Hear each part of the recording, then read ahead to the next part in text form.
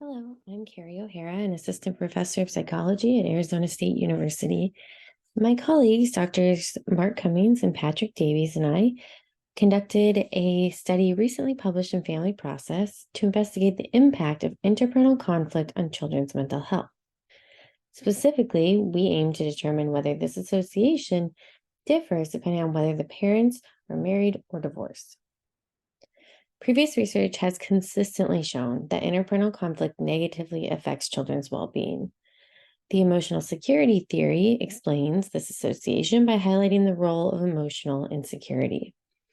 According to emotional security theory, interparental conflict threatens children's sense of security within their family relationships, leading to an increased risk of mental health problems. This insecurity is evident in children's emotional reactivity, their ability to regulate emotions, and their cognitive appraisals of the conflict between their parents. Although research on emotional security theory has provided valuable insights, most of it is focused on children from married families, creating a significant gap in understanding.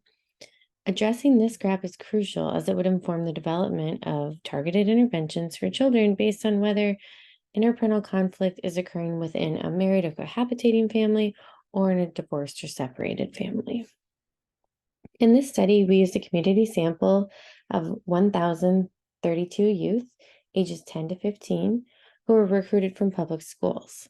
30% were living in divorced or separated families, and 70% were living in married or cohabitating families.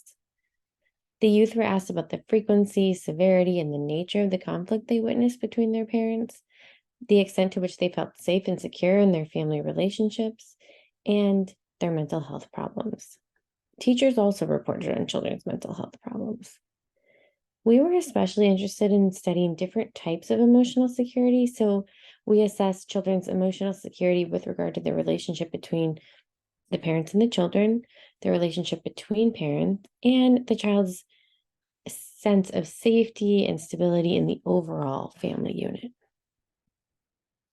We used multiple group multivariate path analysis to first test associations between interparental conflict and the multiple measures of emotional security, so family, interparental, and parent-child insecurity. Second, to test the associations between measures of emotional security and internalizing and externalizing problems, mental health problems. And third, to test whether parent-child relationship quality had moderation effects. We used separate models for children's self-report and teachers' report, and we controlled for the child, youth's grade, and gender in all models. The primary goal of this study was to test the generalizability of emotional security theory-based hypotheses across married and cohabitating and divorced and separated family structures.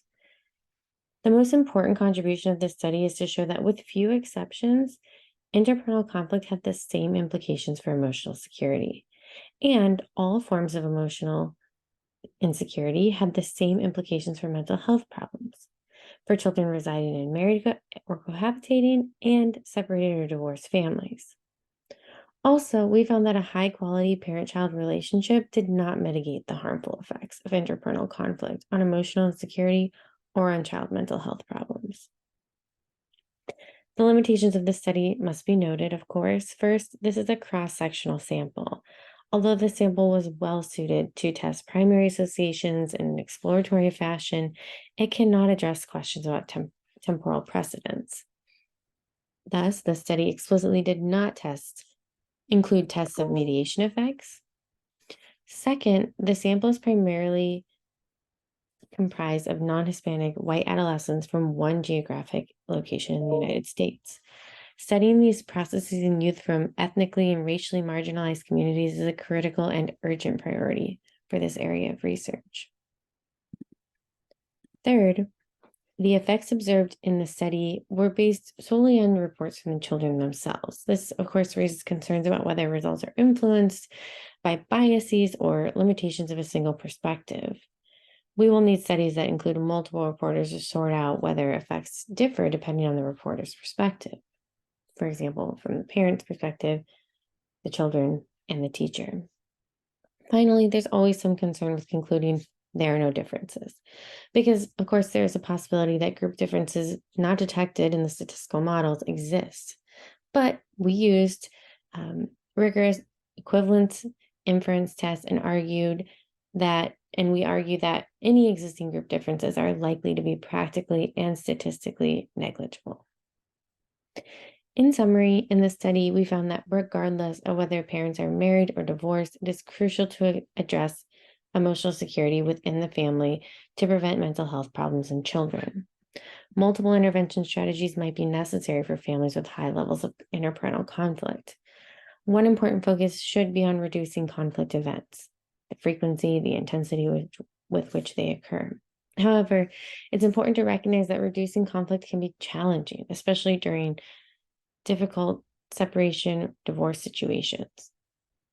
Conducting experimental studies to test different strategies will help improve interventions for children exposed to parental conflict and improve the overall public health impact of our interventions.